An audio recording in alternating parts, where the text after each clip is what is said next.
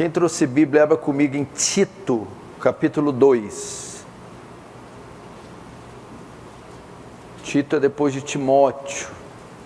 Gálatas, Efésios, Filipenses, Colossenses, 1º, 2º Tessalonicenses, 1º Timóteo, 2º Timóteo, Tito.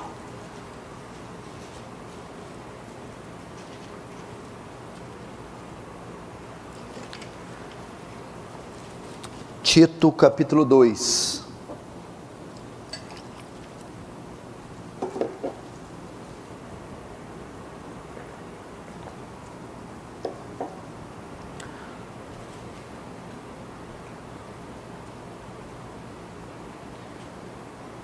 Alguém com vozeirão aí pode ler para mim o versículo 6?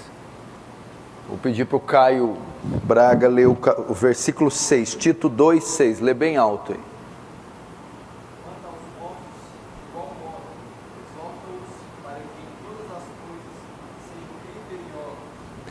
Quanto aos moços, de igual modo, exorta-os para que em todas as coisas sejam criteriosos. A palavra moço aqui é um termo usado para jovens, que acima de 12 anos. E a palavra criteriosos quer dizer equilibrados. Então Tito, Paulo está exortando, dando uma direção para que Tito exorte, ensine, incentive os jovens serem criteriosos, equilibrados em tudo. Eu convoquei essa reunião, ela é apenas para tratar alguns assuntos e trazer alguns incentivos para vocês. Eu sei que tem mais jovens, nós já fizemos reuniões aqui com 110 jovens, muitos desses devem ter se comprometido na pandemia. Alguns se esfriaram, outros se desviaram, outros talvez não se informaram desse dia, esqueceram desse dia, ou a mensagem não chegou a eles, enfim. São vários os motivos de alguns terem faltado. E é o nosso dever, depois, ir atrás desses jovens, não permitir que diminua o número. Não só não permitir que diminua, como trabalhar para que aumente o número dos jovens. Isso é um dever de vocês. Qual que é o nosso objetivo, o meu objetivo como pastor, no tocante ao cuidado dos jovens, ou com vocês? Nós vivemos num momento da sociedade que é chamado pelos filósofos de pós-modernismo, ou de sociedade líquida. O que é uma sociedade líquida? É que não existe nada sólido, tudo muda conforme o tempo e o espaço, tudo vai se adaptando a formas e costumes, ou seja, é uma sociedade que não tem valores absolutos, não tem uma ética absoluta, não tem um padrão absoluto, tudo é adaptável. E isso é muito perigoso. Os conceitos da pós-modernidade são contrários aos conceitos da Bíblia, porque a Bíblia tem valores absolutos, verdades absolutas, tem uma ética absoluta, ela tem formas absolutas.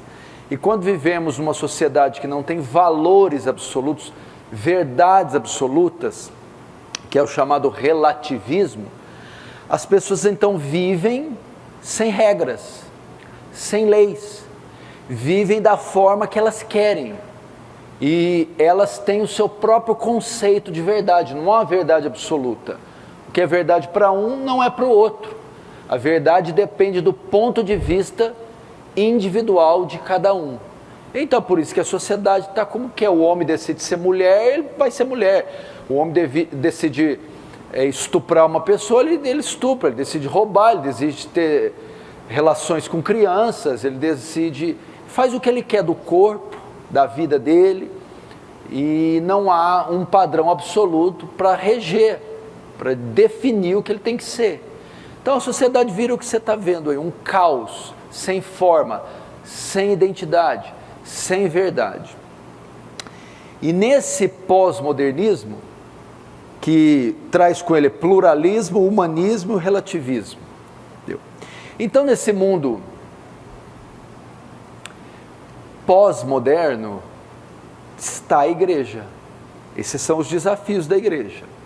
Ela está nesse meio aí.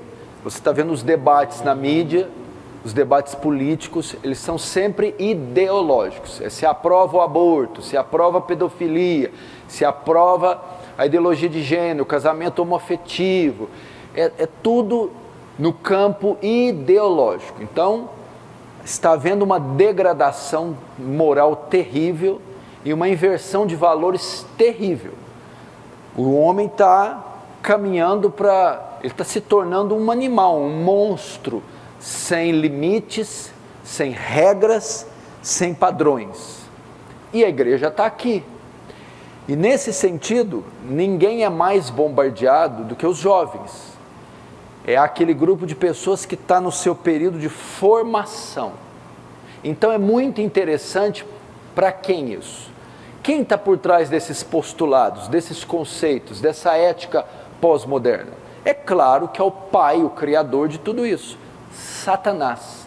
Por quê? Porque o pluralismo, o relativismo, o humanismo, os desdobramentos do pós-modernismo são pensamentos anti-Deus, contrariam Deus, porque Deus tem verdades absolutas, o relativismo diz que não tem. Deus diz que é um só Deus, o pluralismo diz que são vários. Deus é o centro de tudo, o humanismo diz que é o homem. E aí vai, não se tem regra nem padrões. Isso são conceitos anti-Deus e anticristãos. Quem é o interessado por combater conceitos divinos? Satanás. Satanás está por trás de tudo que é anti-Deus, tudo que é anticristão.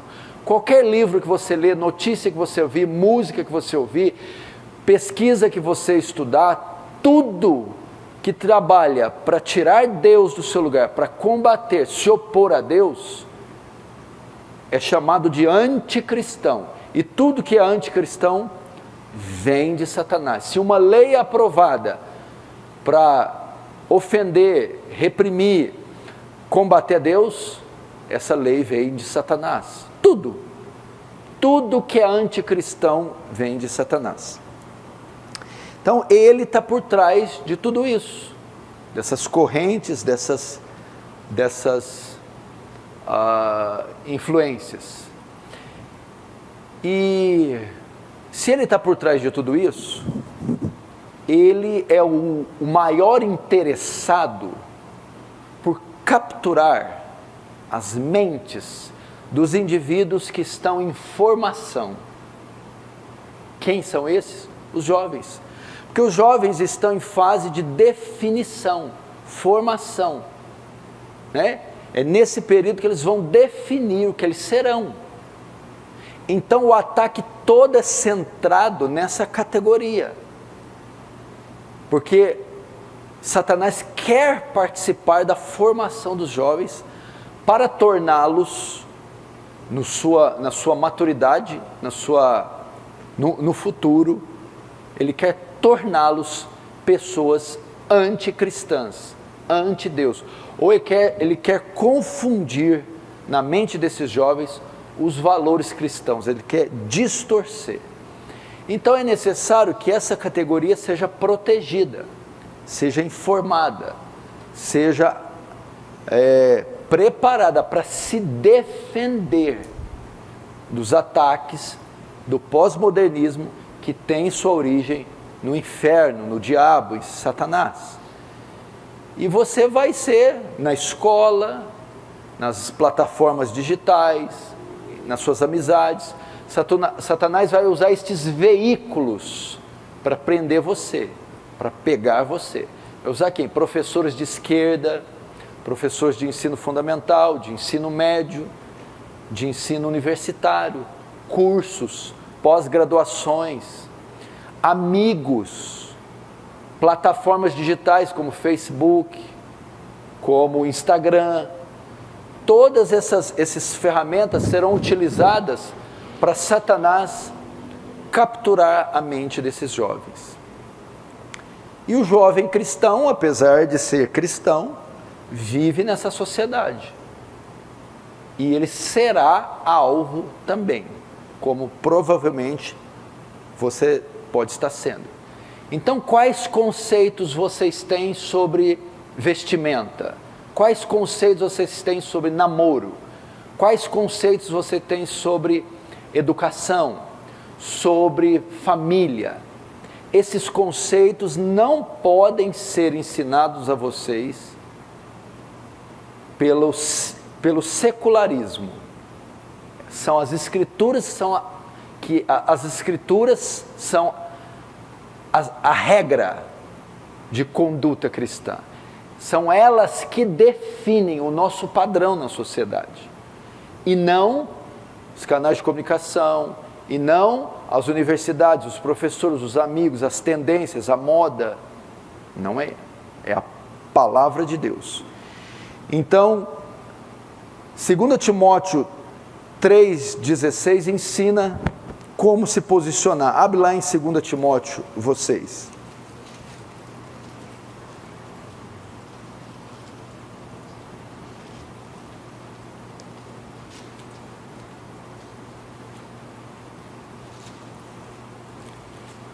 Segundo Timóteo 3, versículo 14. Pode ler aí, Natan. 14 ao 17.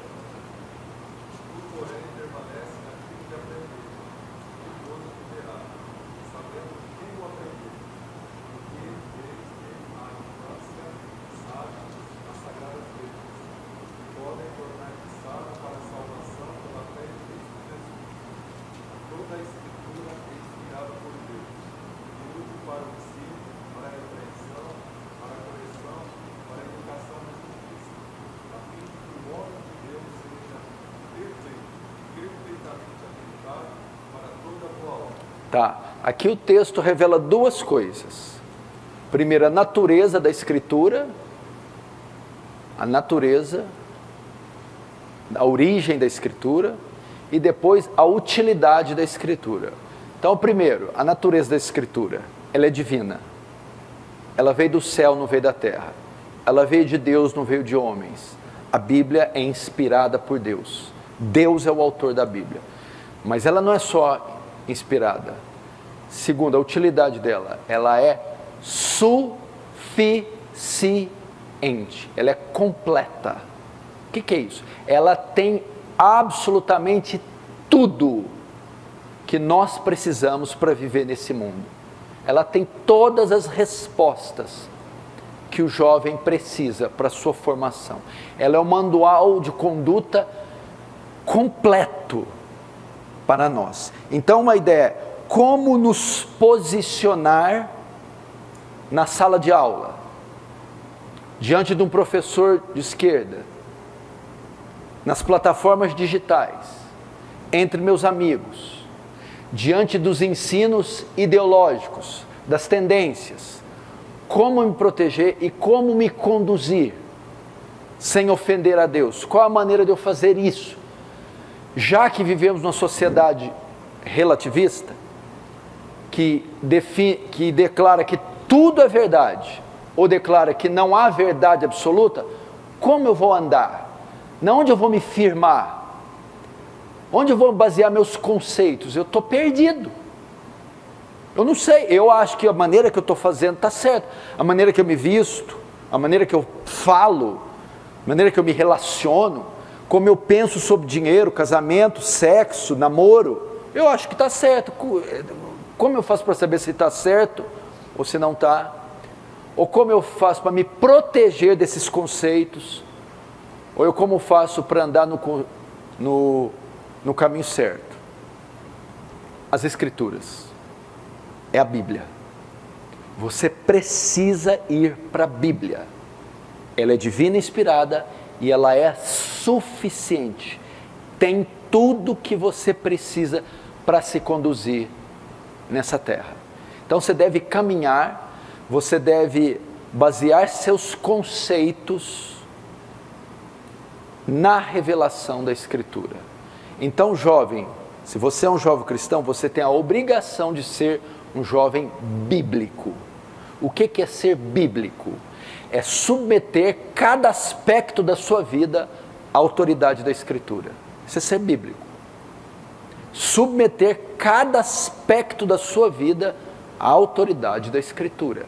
É assim que você anda de acordo com a vontade de Deus, é assim que você se blinda, se protege dos conceitos da pós-modernidade, e é assim que você se protege das investidas de Satanás.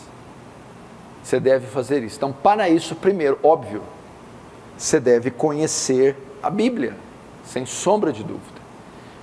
Então, a minha mensagem essa noite, a minha conversa com vocês, vai se basear na suficiência das Escrituras. As Escrituras devem ser o manual de conduta cristã jovem. E a pergunta que vai, é assim com você? Você sequer conhece a Escritura? Sabe o que a Escritura fala a respeito de coisas que você tem feito? Como você se conduz, como você se relaciona, como você usa seu tempo, seu dinheiro, seu corpo? Então, você deve imediatamente se sujeitar às Escrituras e começar por um estudo sistemático de Gênesis e Apocalipse. Você tem que conhecer as Escrituras. Senão, você é presa fácil para esse sistema, para essa ideia, para esse conjunto de valores e para Satanás que está por trás de todo esse sistema. Lembra de Oséias 4,6? O meu povo se perde, meu povo é destruído, aprisionado por falta de conhecimento. A ignorância aprisiona, o conhecimento liberta, João 8,32. E conhecereis a verdade, e a verdade vos libertará. Então, jovens, nesse sentido, nessa confusão que se tornou o mundo e a nossa sociedade, nesse bombardeio de informação e de lixo ideológico que é despejado todos os dias na nossa sociedade, o jovem tem se perdido, ele tem perdido a sua identidade. Ele não sabe, ele está perdidinho. Ele não sabe o que ele faz. Você conversa, senta com os jovens e conversa. Eles não sabem falar. Eles não sabem pensar. Eles não sabem dar uma definição do mundo. Eles não sabem o que eles querem. Estão vivendo cada dia. Pastor, eu só sei de hoje, amanhã. É impressionante. Os jovens hoje são produtos dessa sociedade. Eles não sabem. Eles estão com as emoções todas abaladas, desestruturadas. Eles perderam o senso crítico. Eles não conseguem fazer juízo de valores das coisas. Então aí. E você não pode se dar ao luxo de permanecer assim. Você tem que ir imediatamente para a Escritura para redescobrir qual é o seu papel na sociedade. Você tem que se perguntar, por que eu nasci? Por que eu existo? Para que eu sirvo? Qual o meu papel nesse mundo? Na sociedade que eu vivo? No corpo de Cristo que é a igreja? Por que eu vi o mundo? Qual que é o sentido da minha vida? Tem jovens que não tem. É comer, dormir, pecar e vai vivendo os dias. Tem que haver um redescobrimento da vontade de Deus para a sua vida, do sentido da sua vida. E isso tem que ser feito agora e tem que ser feito imediatamente. Senão vamos correr o risco de perder uma geração inteira para Satanás. Não só perdê-la aqui na terra, perdê-la no sentido que esses jovens se perderão em drogas, em conceitos anti-Deus, em ateísmo, em apostasia, e se envolverão com os piores tipos de pecado, como também perderemos eles para o inferno eterno, para a condenação. Então é muito importante que você se posicione. Então eu vou né, traçar aqui alguns princípios bem básicos, porém essenciais, para como o jovem se define na sociedade que ele vive. Como você se define?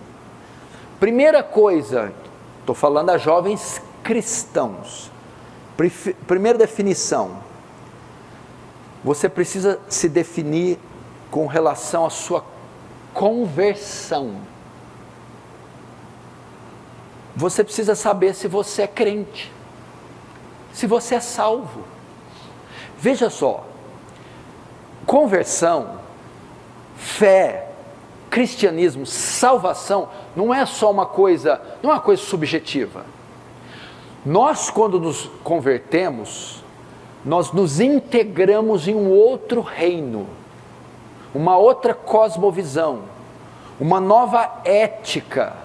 Nós passamos a fazer parte de um outro reino, que tem outra perspectiva, outra lei, outra forma de pensar, de agir e de ver o mundo. Começa aí. Essa é a razão de muitos jovens estarem perdidos e não conseguirem se identificarem com a fé, estarem sendo vítimas da pós-modernidade. Qual é a causa? Não são convertidos. Não foram transferidos do reino das trevas para o reino da luz. Não se integraram em um outro universo, em um outro reino, com outro pensamento, com outros costumes, com uma outra cosmovisão. E por que isso não aconteceu? Não houve metanoia, não houve conversão, não houve transformação. O que a conversão faz? Sexo antes do casamento, drogas, essas práticas todas, relacionamento de pessoas do mesmo sexo, desobediência à pais, são conceitos de uma mente caída, da mente do mundo, do ímpio. Como é que vocês vão ter a mentalidade cristã, a mentalidade correta? A mente de vocês tem que ser transformada. Vocês precisam da mente de Cristo. É uma mente que vê o que a sociedade vê com outros olhos, que vê o mal da sociedade como algo contrário à vontade de Deus, que vê aquilo que a sociedade aprova, reprova, que vê aquilo que a sociedade chama de bem, você chamar de mal. Só recebendo a mente de Cristo para repudiar esses valores, essas ideologias, para se privar delas, para não dar conforme elas, e para amar a verdade de Deus, as ideologias de Deus, a conduta que Deus propõe. A única forma de fazer isso é recebendo uma nova mente. Se alguém me falar que isso aqui não é parede, não tem como acreditar, é parede, está claro ali.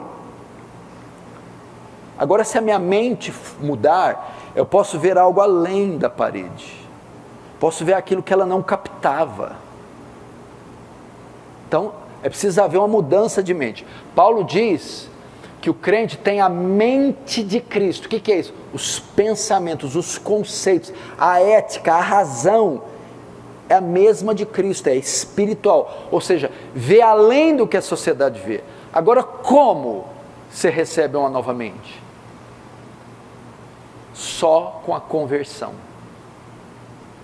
Por exemplo, aqui entre nós tem um monte aqui que não é convertido, seguramente. Vocês não vão entender o que eu estou falando. Vocês não vão entender.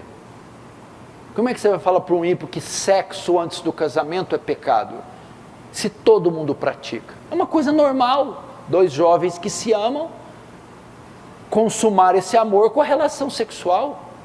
Só alguém que tem a mente de Cristo vai entender. Isso é uma prática pecaminosa. Eu não posso andar assim. Isso ofende a glória de Deus. É uma violação da lei de Deus. Ele entende. Como? Pela força? Não. passando pela transformação que a Bíblia chama de conversão, regeneração, salvação. Nesse momento os valores são mudados.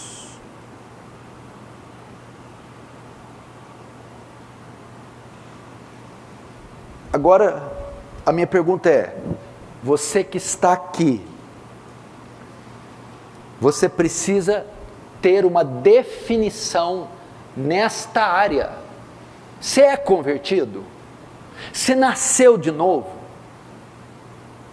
Você jamais vai se conduzir nessa terra de forma cristã, jamais se livrará desse bombardeio pós-moderno, jamais, se você não tiver a blindagem, a proteção que só a conversão dá, receber uma nova mente. Você vai ser tragado. É impossível alguém se livrar desses conceitos, não ser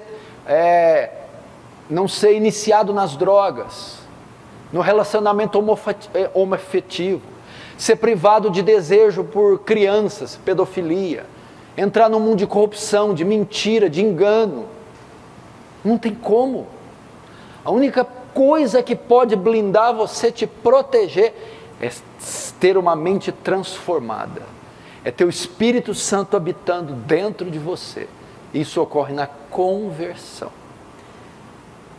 E não só aqui nessa esfera, tá? Minha preocupação é andar de acordo com a vontade de Deus aqui, para isso eu tenho que converter.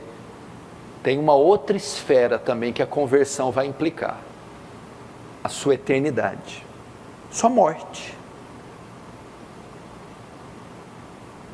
O não convertido está fadado a ficar toda a eternidade no inferno. Então veja o tamanho da sua preocupação aqui, jovem, se você não é convertido. Nós temos que partir daqui. Se não resolvermos aqui, não adianta nem prosseguir. Agora a pergunta que eu faço: você é salvo? Você teve uma experiência de conversão? Você foi regenerado da água e do Espírito?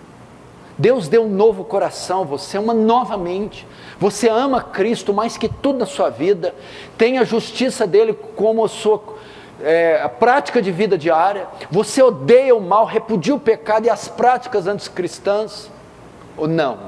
Você ainda está morto em seus pecados, você é um homem que vive segundo o Deus desse século.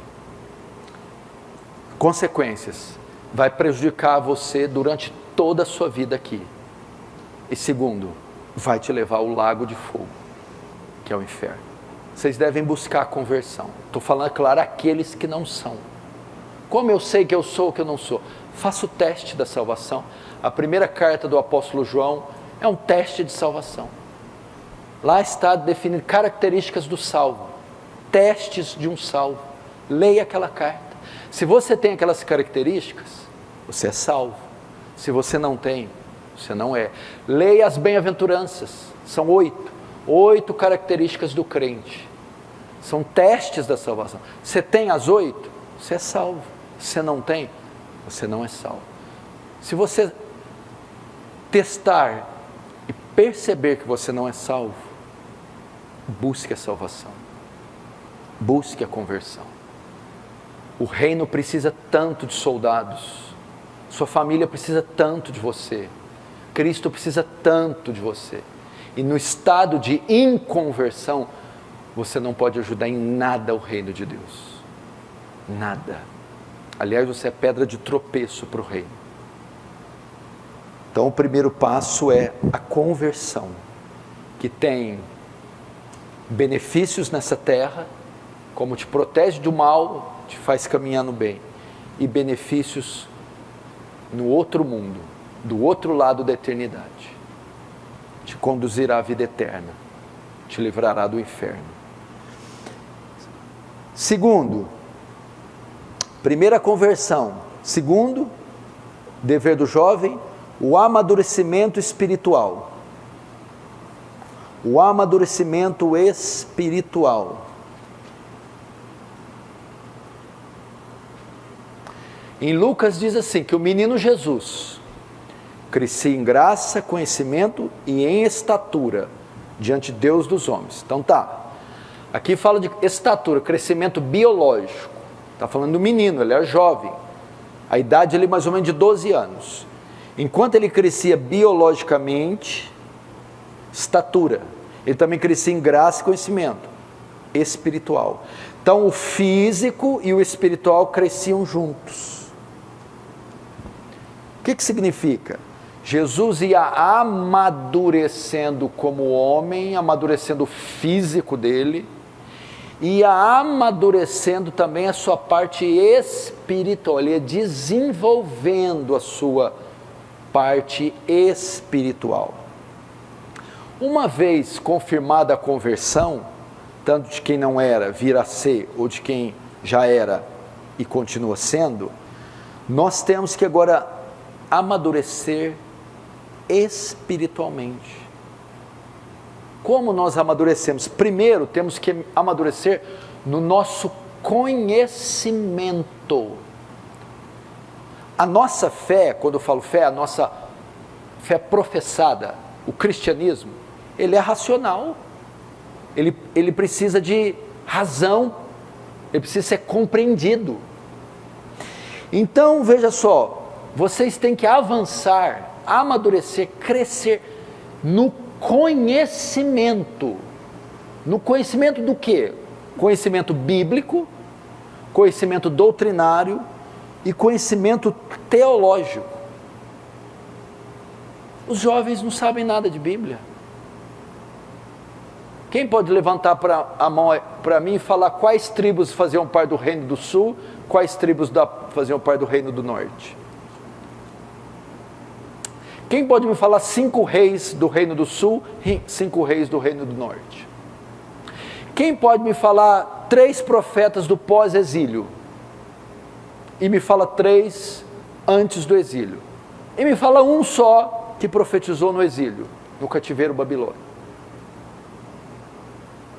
Fala para mim os 5 livros de Moisés então, vai, o Pentateuco.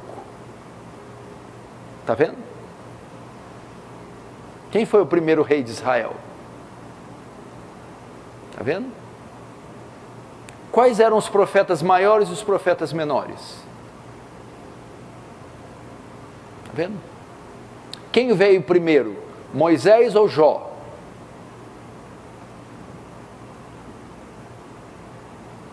Faz uma distinção para mim de lei e graça. Responda a razão da nossa fé.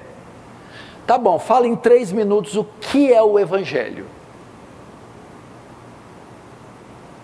A nossa obrigação como cristãos é crescer na graça e no conhecimento, segundo o apóstolo Pedro.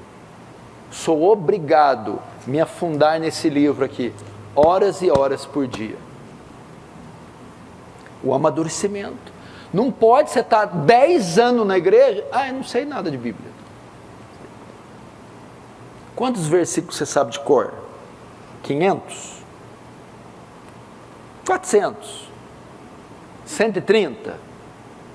15? 4? Vocês têm que crescer na graça e no conhecimento, se envolver. Agora, se perguntar para vocês aí, fala o nome, a escalação do Real Madrid, da Juventus, do Barcelona, provavelmente vocês vão saber. Daí, fala aí o nome das artistas teens, alguma história de ficção, vai ter decorado inteirinha. Então, não é incapacidade, é preguiça, é indolência, é desinteresse. Esse livro aqui é retrógrado, é chato, tem que ficar lendo. Não. A Bíblia diz que o crente, ler Bíblia para crente é hobby, ele ama. Salmo 1, bem-aventurado aquele que não anda no conselho dos ímpios, não se detém no caminho dos pecadores, nem se assenta na roda dos escarnecedores. Antes, tem o seu prazer na lei do Senhor. E na lei do Senhor, Bíblia, medita de dia e de noite. Eu queria que a mãe de vocês me procurasse, pastor, tem uma coisa estranha com meu filho, o que foi? Uai, ele fica trancado no quarto, tá, mas fazendo o quê? Ele fica lendo Bíblia. Ah, mas é bom ler a Bíblia. O que tem de mais? Não é que ele fica 2, 3 horas lendo a Bíblia. Eu ia dizer para ela, nossa, que problemão, hein, irmã? Seu filho é um sério candidato a ser um profeta, um pastor, um teólogo. Quem sabe até um substituto de Jonathan Edwards. Vai ser esse o problema que você vai dar para sua mãe. Você pode correr o risco de ser um avivalista, marcar sua geração. Não. Talvez ele fica 3 horas lá lendo outra coisa. Talvez o que ele fica vendo nem lê muito, só tem foto. Perigoso isso.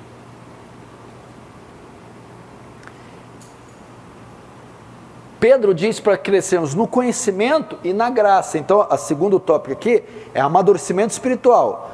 Então, eu cresço no meu conhecimento. Segundo, eu cresço na graça. O que é crescer na graça? Crescer na santificação, na minha espiritualidade, na minha comunhão com Deus, na minha vida de oração. Poderia dizer assim, conhecimento, Bíblia, graça, oração. Crescer na graça, no conhecimento, no seu estudo, e na graça, na sua devoção, na sua comunhão com Deus. É o que está em Romanos 8, 29. Todas as coisas cooperam para o bem dos que amam a Deus, para que sejam conformes à imagem de Cristo. Sejam conformados, moldados à imagem de Cristo. Crescer na graça é ser moldado à imagem do Senhor Jesus. O que quer dizer esses textos, esse segundo tópico meu? É que você, cada mês que passa, tem que se parecer mais com Jesus. Quando você se converte, você é uma bola de barro.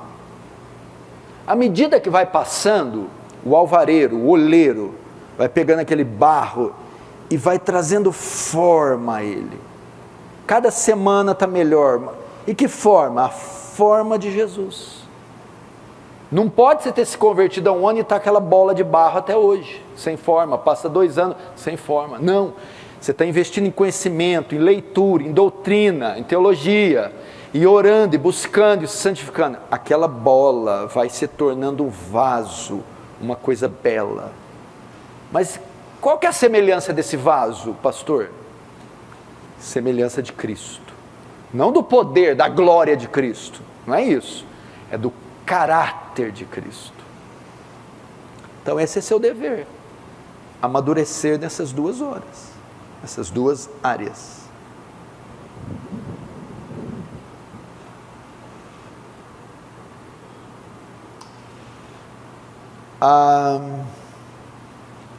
Agora a sua formação na sociedade.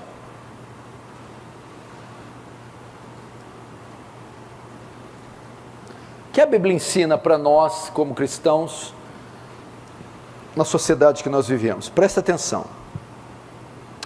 A sociedade ensina assim: criança, da criança, puberdade, adolescência, juventude, fase adulta. Isso é um conceito freudiano na Bíblia. Criança, adulto. Não tem essa transição ridícula. Não existe adolescente na Bíblia.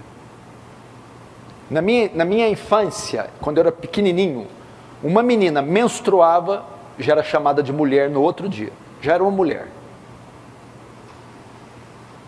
Essa definição veio das ciências sociais, da psicologia, 200 anos para cá. E rotulou o menino que tem 13, 14, 15, 16 de adolescente.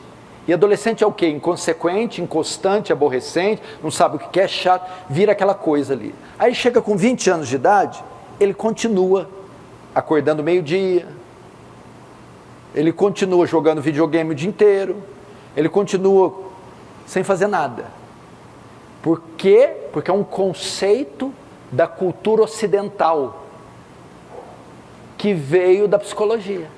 Na Bíblia não. Nascia era criança, lembra? De criança, já ia caçar, já ia para a guerra, já cuidava das ovelhas. Lembra de Davi? Não tem adolescência. É menino e depois homem. É menina e depois mulher.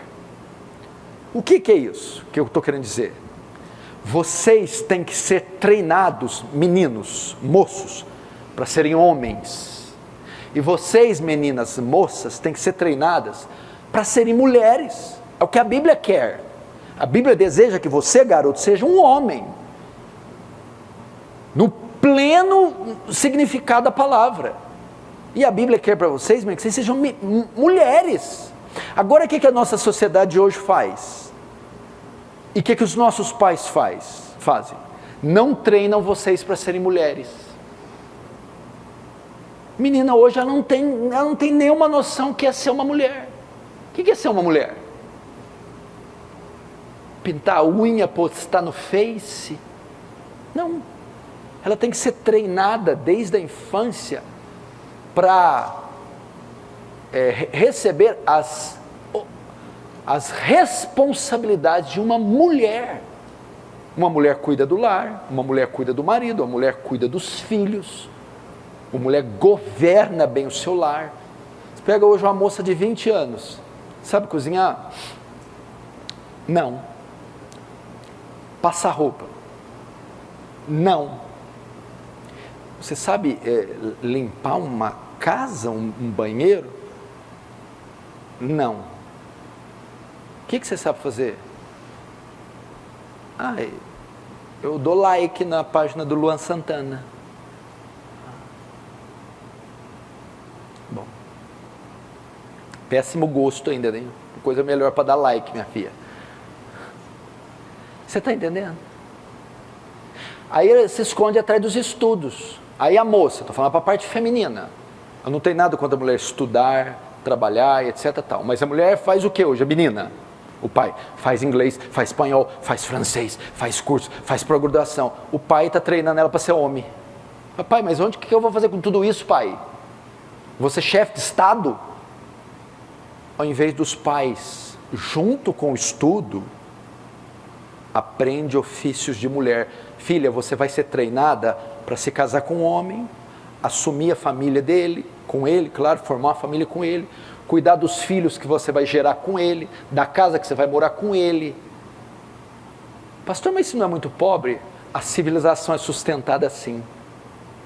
Vê as sociedades hoje, onde mulher e homem tem o termo que usa igualitarismo. Elas têm a mesma posição, ganham os mesmos salários, fazem as mesmas funções. São sociedades e lares destruídos. Não adianta, tá bom, a mulher galgou a grande posição, ganha dinheiro, é reconhecida, mas os filhos estão nas drogas, os filhos estão envolvidos com práticas sexuais reprováveis, o casamento dela é um caos, ninguém para dentro de casa, não tem almoço em família. Deus não criou a gente para ser assim. Você, quando tiver filhos, vai terceirizar a educação dos seus filhos? A minha mulher, quando casou comigo, ela era fisioterapeuta formada e estava no 3º ano de medicina. Nós tivemos 2 filhos. Ela teve que deixar tudo. Porque eu jamais vou deixar qualquer um educar os filhos que são meus. Nem a avó deles, que é a minha mãe, nem qualquer parente, nem alguém contratado. Você já viu vídeo de babá espancando criança? Você gostaria que fosse o seu? Ou que fosse abusado sexualmente? Ou que a formação dos meus filhos viesse de outro e não de mim?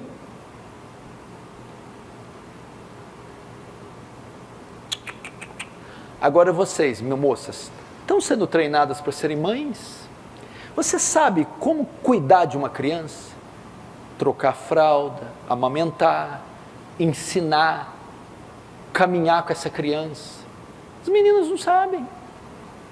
Não é porque elas não querem, é porque elas estão bombardeadas com esse feminismo. Não, mulher tem que ser chefe de Estado, governadora, prefeita. Mulher tem que arrasar, tem que ganhar bem. E tem que ter filho sem marido. Faz o filho, chuta o marido, mora sozinha, minha independência. Viva as mulheres! Ai, que caos! Que caos! E talvez por causa dos pais. O pai fica colocando, faz. Não é assim. Mulher pode estudar? Pode. Fazer outras línguas? Claro. Esses direitos têm que ser dados às mulheres, isso é excelente. Pode até trabalhar fora, se ela não comprometer o seu lar, pode. Agora, a prioridade ela é ser formada como uma mulher. Ela tem que estar preparada a submeter o marido. Esse igualitarismo não ensina submissão. O que a Bíblia ensina é complementarismo. Mulher e homem se completam e cada um respeita a sua posição. O homem é o líder, o cabeça, o responsável pela condução do lar. A mulher é sua auxiliadora, que submete as suas ordens e auxilia ele nessa função. Ela deve ser treinada para fazer isso, para não bater boca com o marido, para não querer mandar na casa.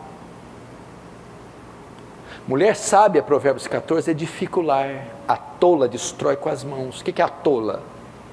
É a que não sabe, não foi preparada. Ela destrói a casa dela. O marido chega cansado, a comida não está feita, a casa não está arrumada, o menino está catarrento, correndo pela casa, por isso que vai para o boteco. Não, a mulher sábia prepara o ambiente para o marido, sabe falar com o marido, prepara a casa para o marido. É uma mulher de Deus. Entendeu? Esse é o papel, gente. Quero ter meus direitos. Você pode querer, mas você vai estar contrariando a palavra de Deus. Você pode estar ajudando a destruir uma civilização. Civilização é formada assim. Agora o homem, a parte masculina. Esse aí então, alguém viu algum? Você vê, me chama. Está em falta? Procura-se homem. Vivo ou morto? De preferência vivo. Não tem. Os homens de hoje, você bate o pé, eles choram. Pastor falou alto comigo, mãe.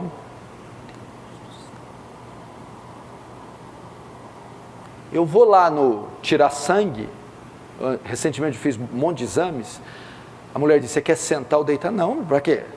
Porque tem cada marmanjo aqui que não aguenta ver a agulha.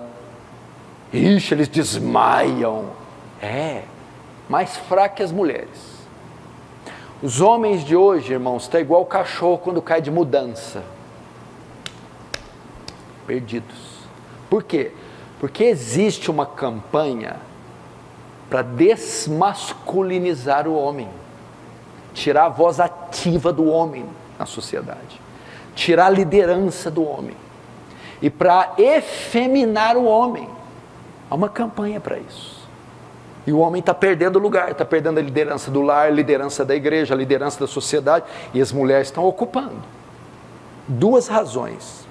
Primeiro, porque está sendo provocado. O homem está sendo coagido a desistir da sua função de líder, de macho alfa. Segundo, a omissão dos homens, a covardia dos homens. Vivemos uma geração de Baraques.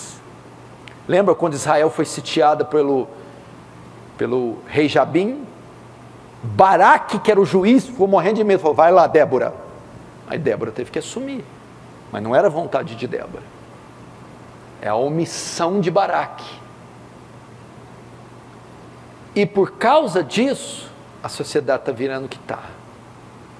Então, meninos homens, Deus chamou você, olha aqui para mim, para ser macho, camarada. Mas é homem com H maiúsculo, é macho, meu irmão. Não está tendo isso hoje. Os homens são tão delicados, medrosos, efeminados, bobocões. Chega um menino de 20 anos, meu irmão, ele acorda meio-dia e vai para a sala com aquela cueca escrita Pitbull aparecendo e vai jogar, vocês que jogam muito aí, fala o nome de um jogo bom aí. Age of Empires, como é que é?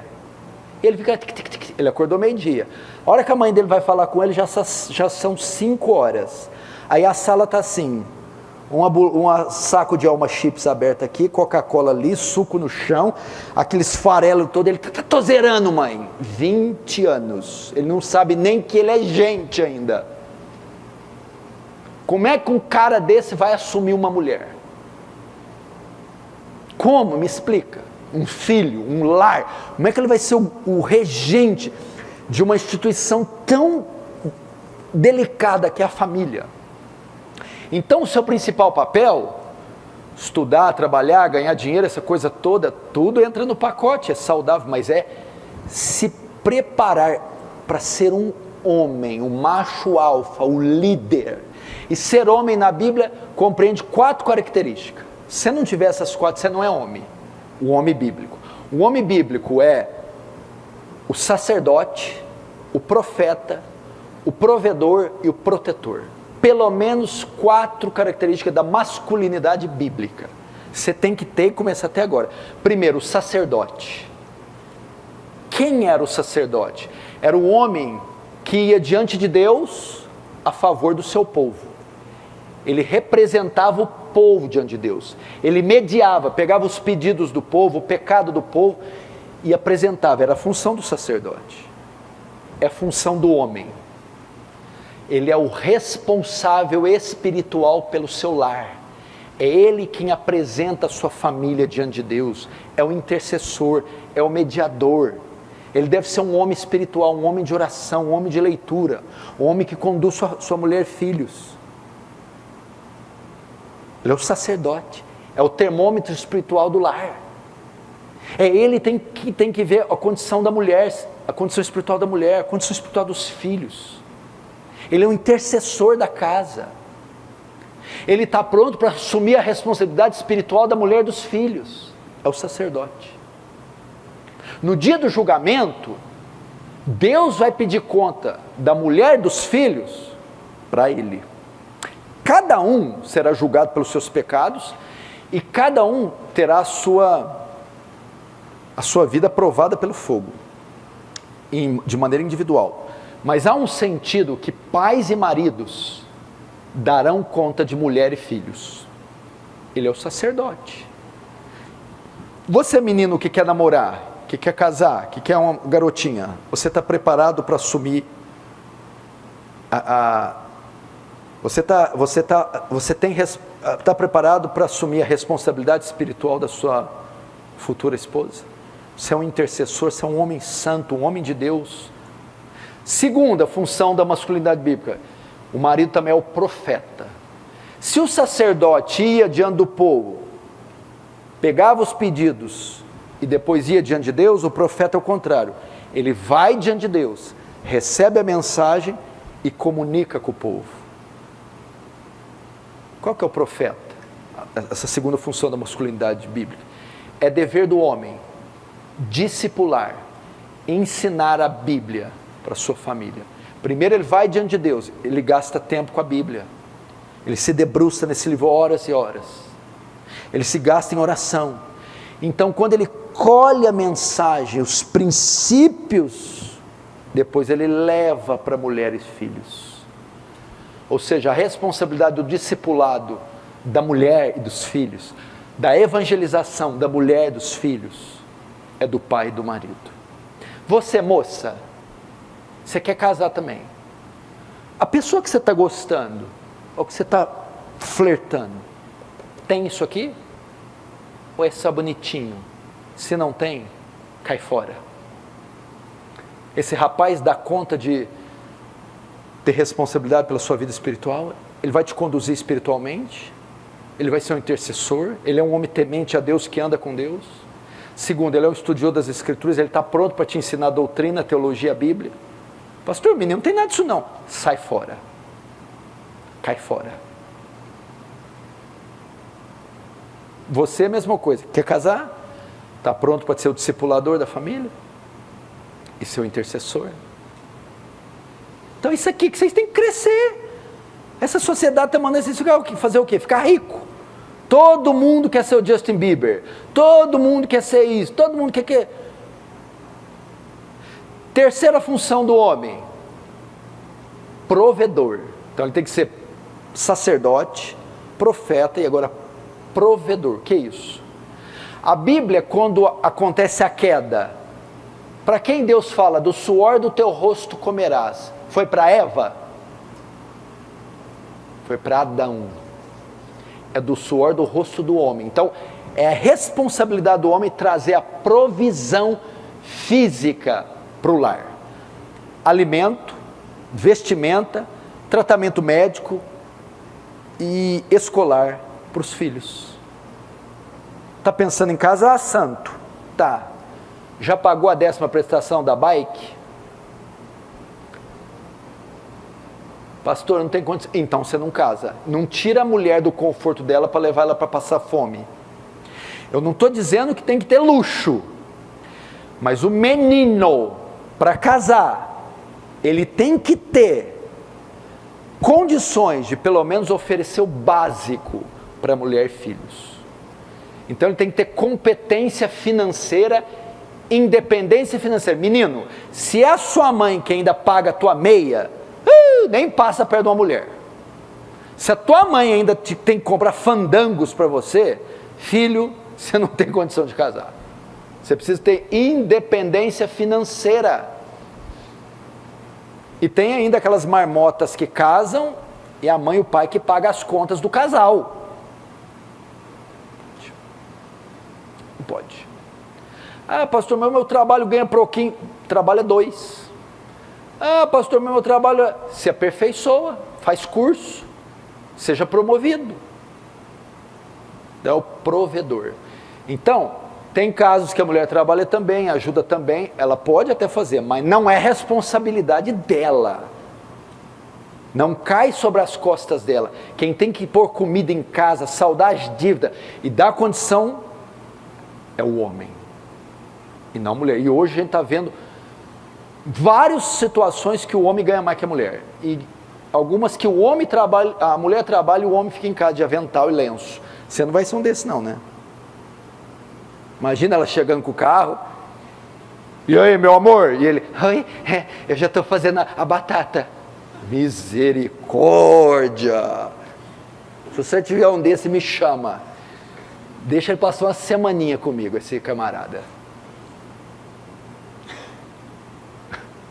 Lustrou o chão direitinho, meu amor? Sim, meu amor, sim. Jesus de Nazaré. E por último, ele tem que ser o protetor. O que é o protetor? Olha só, sacerdote, profeta, provedor. Protetor é o que se coloca, aquele que se coloca entre a sua família e o perigo que ameaça. Então está aqui o perigo que ameaça e está aqui a família. O homem está no meio. É o responsável por defender a sua família física e espiritualmente. Ele tem que ser o protetor. Lembra de Moisés quando foi beber água em Midian, e as filhas de Jetro estavam lá e veio uns ladrões para abusar delas? Moisés se levantou com a vara, deu uma surra nos 4 e botou para correr. É a função do homem exercer proteção física. O camarada tem que ser macho. Se for para alguém ser tocado na sua família, você é o primeiro. Se for para alguém ser agredido, você é o primeiro. Você tem que ter condição de proteger a sua família. Você já viu essa situação quando acontece um burburinho na porta da casa, aí o marido lá, vai lá meu amor resolver. Ela pega a vassoura e ela vai. Ela quase voa com a vassoura. E a marmota fica lá dentro, morrendo de medo. Você tem que se preparar. Tem pessoas tem homens que às vezes não nascem com a constituição física privilegiada. São muito baixos, muito magros, muito medrosos, etc. Como é que eu faço desse jeito, pastor? Olha o meu tamanho, olha o meu peso. E aí, como é que eu vou proteger minha família? Tem maneiras de resolver isso. Você pode entrar numa academia, você pode fazer uma arte marcial. Eu, por exemplo, faço jiu-jitsu. Vem para cima para você ver. Você pega, por exemplo, o jiu-jitsu. É uma arte que não importa peso nem tamanho. Quem dominar a técnica vence. Pronto. Eu já usei alguma vez? Sempre orei, Deus, que eu nunca preciso usar a minha força física. Em 23 anos eu nunca usei e espero nunca usar. Mas estou preparado. Toca na minha mulher e nos meus filhos para ver. Ah, vocês vão ver o outro pastor Paulo. Vocês vão ver. Você já viu o Hulk quando fica bravo? Só não sei se eu vou ficar verde, mas... Proteção. Só que não é só física. Então tá lá, ele tem que proteger. Então a ideia é assim, ele não pode se ausentar muito, ele tem que estar sempre próximo de casa. Se ele vai viajar igual eu que viajo muito, providencia alguém para guardar a família. Tem que estar sempre monitorando, preservando a integridade física da mulher e dos filhos, sempre. Então ele age de maneira preventiva para protegê-los. E quando acontecer uma situação que for até as vias de fato, ele tem que estar lá. Opa, na minha mulher, nos meus filhos, não. Segundo, a proteção espiritual, porque quem ataca a sua mulher e filhos vai atacar, não é só pessoas, também são espíritos. É aquele que se coloca entre a família e os demônios, é o intercessor, é o que vai se colocar à frente, é o que vai ver que o filho está sendo assediado, isso aqui é coisa espiritual, ele vai clamar a Deus, Senhor, livra meu filho. Porque está sendo assediado e eu estou vendo, são forças malignas. A minha mulher tem algo acontecendo aqui, o inferno está invadindo a minha casa, ele é o termômetro, ele é que vai dizer, fora Satanás. Qual mulher quer casar com desse? Diz amém aí. Essa é a terceira. Agora nós vamos para o quarto princípio.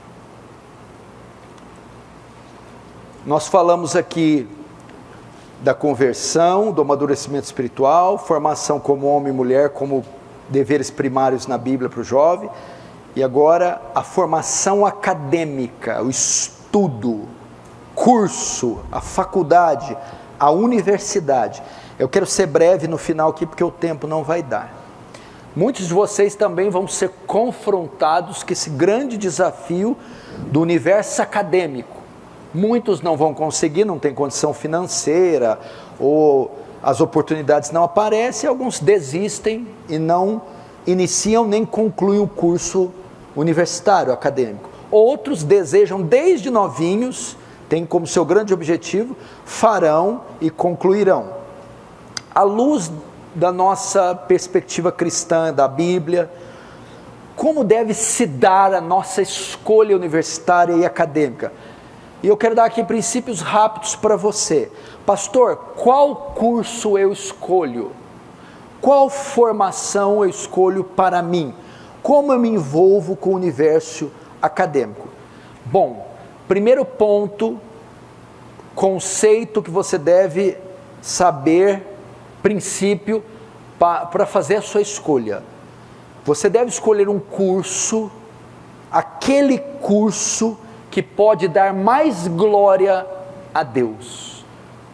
Você não escolhe algo que é o que você mais gosta, nem o que dá mais dinheiro, nem o que está aí nas últimas paradas do sucesso.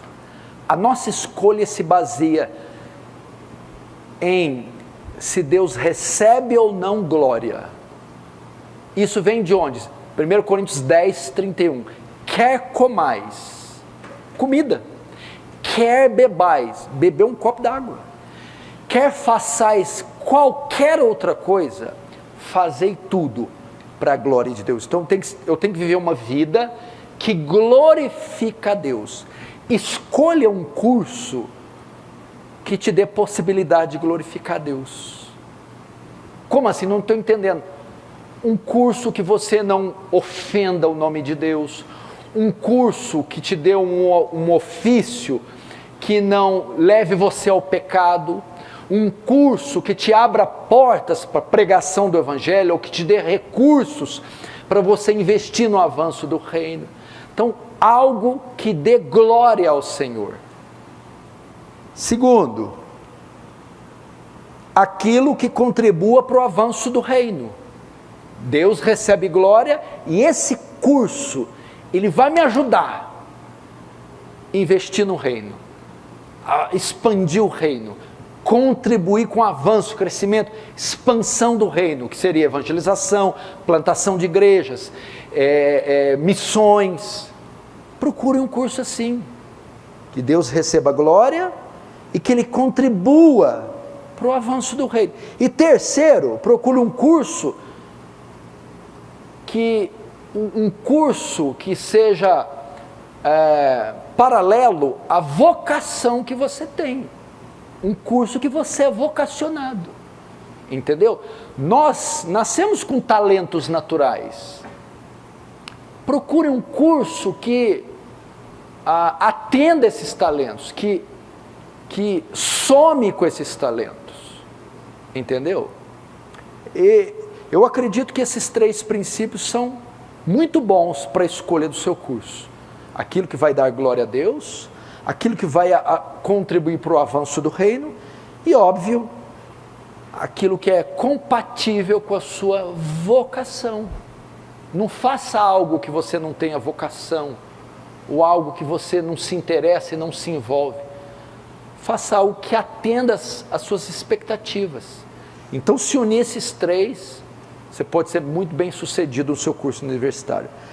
Agora, no tocante ao trabalho, como eu ingresso no mercado de trabalho, como eu escolho o trabalho? Primeiro, você não deve escolher um trabalho que dê mais dinheiro. Isso aí não é frase minha, isso é frase de puritano. Como a outra, o que dá mais glória a Deus, é frase de puritano, que é frase bíblica. Não escolha uma profissão só baseado na parte financeira. Não estou dizendo que isso não possa acontecer, mas não deve ser essa a prioridade. Porque pessoas, em nome do dinheiro, do ganho, do lucro, estão fazendo o que Timóteo 6 faz, transpassando a si mesmo com muitas dores. É ganância isso. A prioridade, primeiro, deixa eu ver. Um trabalho que não me leve ao pecado. Um trabalho que contribua para a minha pureza. Você deve escolher isso. Um trabalho que não comprometa sua relação com Deus, sua comunhão com Deus, sua aliança com Deus. Isso tem que ser a prioridade. Um trabalho que não te leve ao pecado. É igual... Tem alguém desempregado aqui? Levanta a mão. Ninguém. Alguém desempregado? Tem alguém que gostaria do emprego que pudesse ganhar um pouco melhor? Levanta a mão. Eu achei para você. O salário é R$5.000. Você vai ser um barman. Você aceitaria? O salário não é bom? Mas você não pode. A proposta é muito boa, mas não é um ambiente onde eu vou glorificar a Deus, nem tampouco manter minha pureza. Então vou abrir mão dos 5.000. O dinheiro então não é mais importante, entendeu? Barman seria trabalhar numa boate cheia de mulher dançando sem roupa e você servindo drinks, 5 pau por mês. Ó, que beleza. Não pode, não dá. Aqui não dá para eu glorificar o meu Senhor e nem para manter minha pureza. Então o dinheiro não é mais importante. Um trabalho que glorifica a Deus e que te livre do pecado. E terceiro, busque capacitação. O que é o problema dos jovens hoje? Muita gente que vem aqui em Franca não consegue bons empregos porque não tem formação. Você precisa se especializar. Você precisa buscar capacitação. Entendeu? Então, você tem o seu ofício, esse ofício seu tem graduações, pós-graduações, melhore, avance dentro do seu ramo, do seu ofício. Esse não tem nenhuma perspectiva. Ah, pastor, eu sou empacotador do Irmãos Patrocínio. Estude ou se adquira formações de outros ramos, se prepare. Que é o problema de muita gente. Então, é bom você fazer um curso de línguas, é bom você fazer cursos profissionalizantes que tem aqui, por exemplo, na Industrial. Industrial, né? Industrial.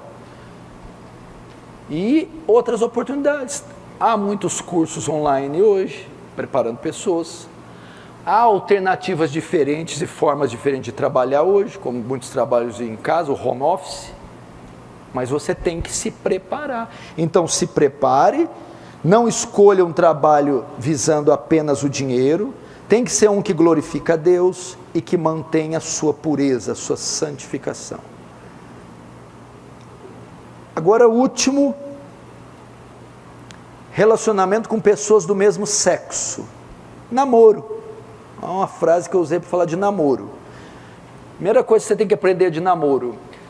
Namoro, não tem na Bíblia essa palavra. Pastor estraga prazeres mesmo, né? O namoro é uma invenção também da cultura ocidental, que tem 200 aninhos, 180.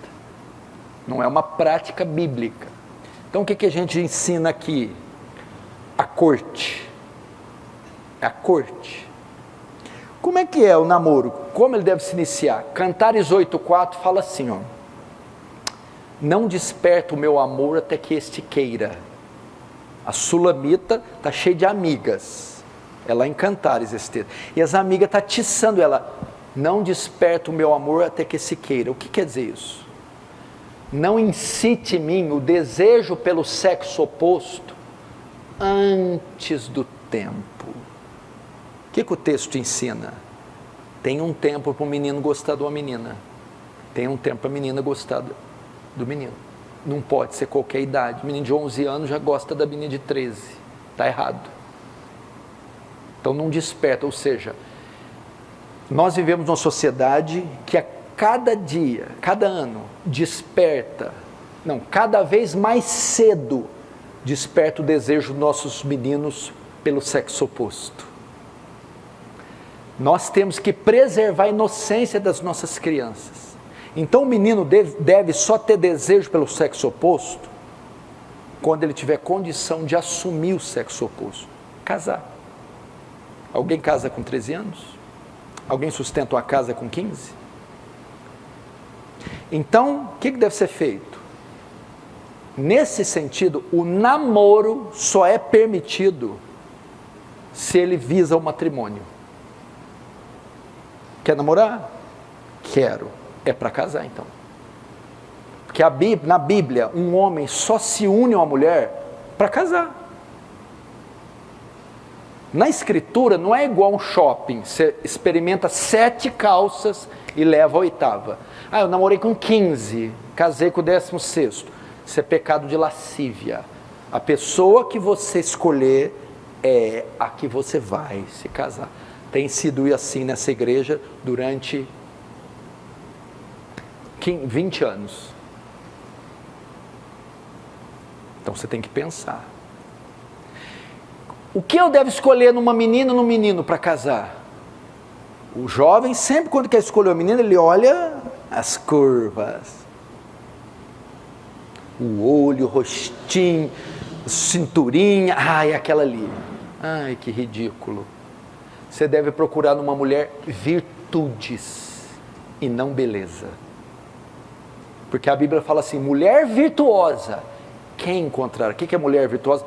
Mulher cheia de virtudes. São as virtudes que devem levar um homem a se interessar por mulher. E a mesma coisa da mulher. Barba, o cara é fortão, tem uma BMW. Não. Virtudes. Que virtudes? Essa menina é temente a Deus, se ela respeita o pai e a mãe dela, e se ela sabe ofícios de uma mulher. Então, primeiro, convertida, convertido. Não vos prendai um jugo desigual com os infiéis. Crente não namora ímpio e vice-versa. Primeiro tem que ser convertido. Segundo, temente a Deus, porque tem gente que é convertida que anda na igreja muito desajustado. Terceiro, é obediente e submissa aos pais. Quarto, tem virtudes. Que virtudes? Virtudes femininas, ela sabe ofícios de mulher, e virtudes masculinas. As 4 que eu falei, ele sabe ofícios de homem. Tem a idade já para pensar no matrimônio? Tem. Tem recursos, mesmo que básicos? Tem. Pode namorar. É assim. E para que namora? Para casar. Esse é o princípio da Escritura. Não gostaram muito, né? Estou preocupado em ser bíblico. É exatamente assim que a Bíblia afirma.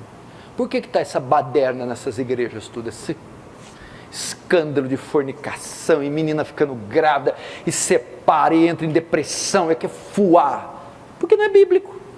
Que a pastorzada deixa soltar os jovens, põe um globo lá, dança aí, faz festa, vai para a chácara, e o pau literalmente come. Essa categoria na igreja é muito maltratada. É tratar como povinho, gente de segunda, jovem menino bobo, bobão, paspalhão. É o contrário. São as pessoas mais tenazes, capazes, inteligentes da igreja, que deveriam ter a nossa atenção. Ok? Idade certa, só com pessoas crentes, visando o matrimônio, você deve procurar virtudes e não belezas. E último, agora termino. O envolvimento dos jovens com o reino de Deus. O envolvimento dos jovens com o reino de Deus. Jovens, se envolvam com a igreja. Se envolvam com as atividades da igreja. O reino, o que é o reino? O reino de Deus são os interesses de Deus. É o que envolve a igreja, o evangelismo, o culto, as missões, o trabalho social, as visitas. Isso tudo está dentro é o escopo do reino de Deus. É a mentalidade de Deus, é o reino. Se envolva, entre nesse reino. Primeiro, participe das atividades. A igreja não tem atividade só domingo. Participe da reunião de oração. Participe do culto de comunhão. Venha na escola dominical, que vai retornar o ano que vem. Vá nas reuniões de pequenos grupos, culto familiar, quando tem na casa de um irmão, comunhão de outro, aniversário de outro. Quando tiver a limpeza, venha limpar a igreja. Quando tiver um bazar, contribua, eu tenho isso para dar para o bazar. Não, eu quero ajudar a vender no bazar. Eu quero limpar a igreja depois do bazar. Se envolva com os interesses do reino, com as necessidades do reino. Evangelismo. Evangelize. Junte-se com outros jovens, vamos evangelizar em algumas casas. Vamos no colégio. Se envolva com isso. Que mais? E também, por último, candidatem-se ao ministério. Vocês têm alguma vocação? Vocês têm desejo de participar do louvor? De tocar algum instrumento? Vocês gostariam de ser diáconos, ajudar na manutenção da igreja? Vocês têm desejo de ser pregadores, expositores bíblicos? Vocês têm desejo de entrar num seminário, estudar teologia, aprender grego e hebraico? Vocês têm um sonho missionário, gostariam de fazer missões em um país distante? Se candidatem, se apresentem.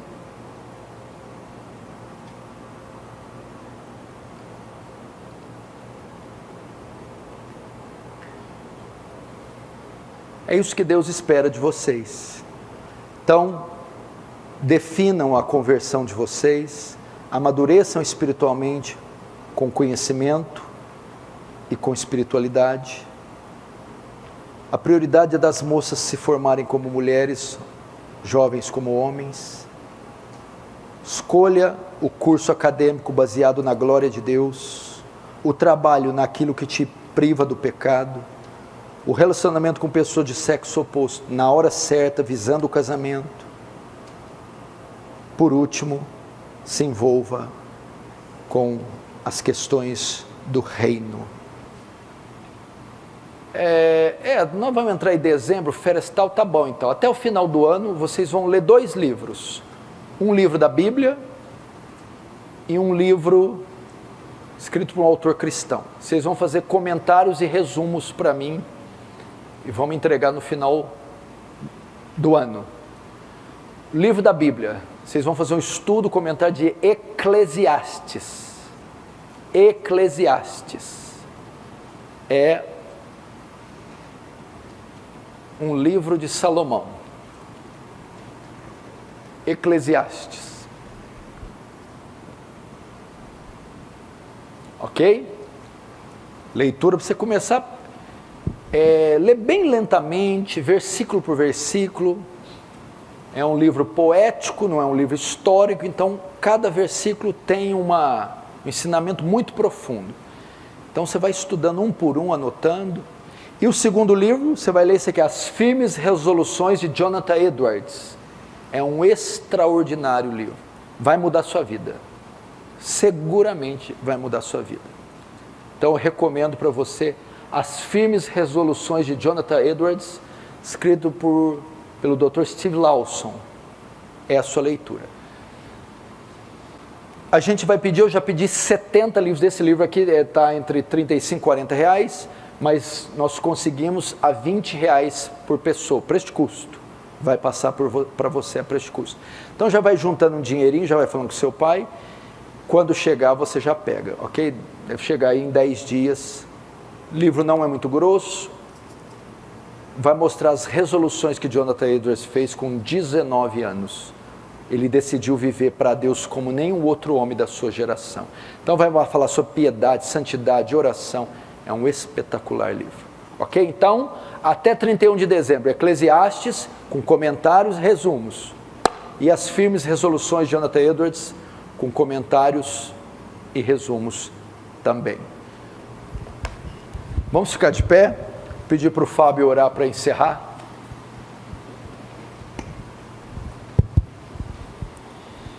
Senhor, nós agradecemos por esse momento que estivemos aqui e aprendendo coisas tão profundas para a nossa vida, Senhor. Te louvamos por estarmos ouvindo essas coisas na tenra idade ainda e pedimos ao Senhor graça por meio do Espírito Santo para cumprirmos todos esses ofícios, Senhor. Que o Senhor primeiramente converta-nos. Deus, abra o coração daqueles que não são convertidos, de modo que venham a ser. E assim, Senhor, que cada um cresça na graça e no conhecimento do nosso Senhor, para a glória do seu nome. Amém.